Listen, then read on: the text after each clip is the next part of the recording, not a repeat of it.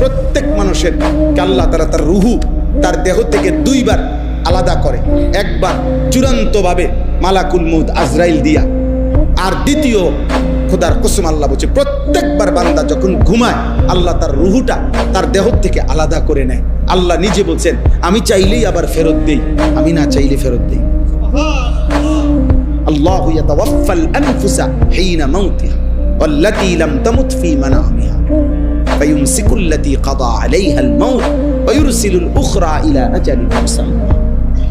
এরপরে আল্লাহ কি সুন্দর করে বলছে, তবে শুনো বান্দা, প্রতিবার যদিও আমি রুহুটা ফেরত দেই ঘুম থেকে জাগবার সময়, কিন্তু এইটাও ইলা আজালিম মুসাম্মা, একটি নির্দিষ্ট সময় পর্যন্তই ফেরত দিচ্ছি।